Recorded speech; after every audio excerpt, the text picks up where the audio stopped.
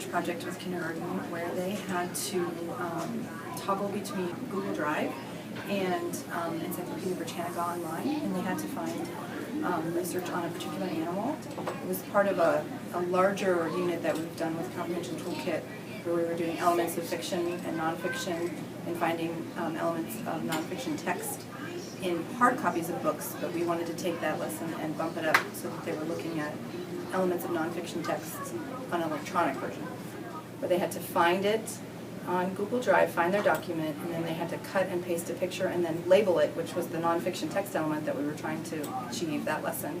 They were really engaged, and I think they did really well with learning how to go back and forth and just sort of exploring Britannica and finding how to read it to them and just all kinds of different things that they really enjoyed with the pictures and the text itself.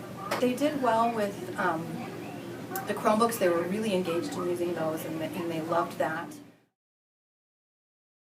Now that I see that kindergartners can learn their username and password, and even at a school like ours where we're impacted with kids who don't know all of their letters, they still can find their name, they can still find those icons on the computer, and they're really engaged, so it makes it a little easier.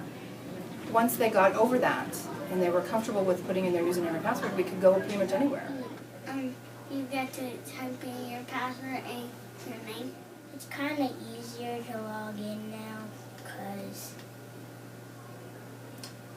we did it before. I learned about animals, what they do and what they eat. I learned know how to drag a picture to a box.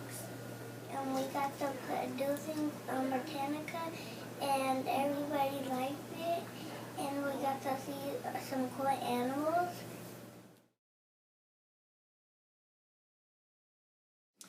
I was just a little bit worried that they would be overwhelmed by the process, but I was so surprised that once they started working, how they helped each other, that they were able to get through it so smoothly, they weren't afraid to ask questions.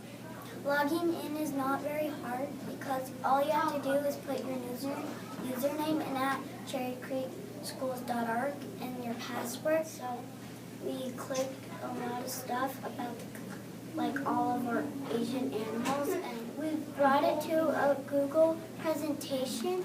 Oh, not less panda. Say the whole word, you gotta push through it all.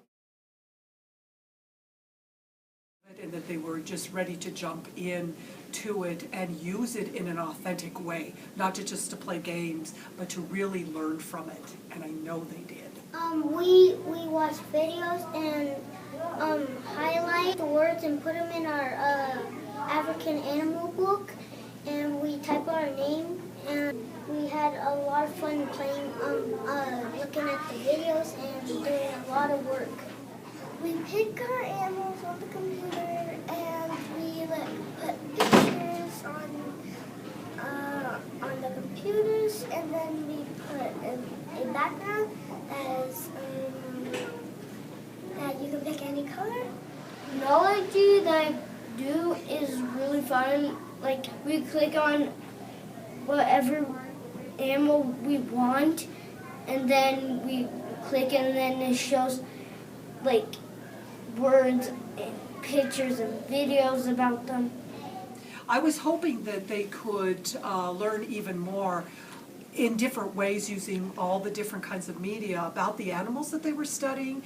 And what was really wonderful, it's been now about a week since we did the project, and we were just reading a story the other day, and the children were able to pull facts that they learned from this project and share them with another class very confidently, and they were right on with their information. It taught me about tigers can swim. Komodo dragon has a big, huge tongue, and it can weigh 1,000 pounds. Oh, go for it. They know so much more than you realize. They're living this, especially for someone my age. I didn't grow up with this, and I'm a little fearful of it, but kids, this is their life, and we need to present this to them, and we need to make it available to the youngest learners that we have. Technology. It's my favorite. I'm done.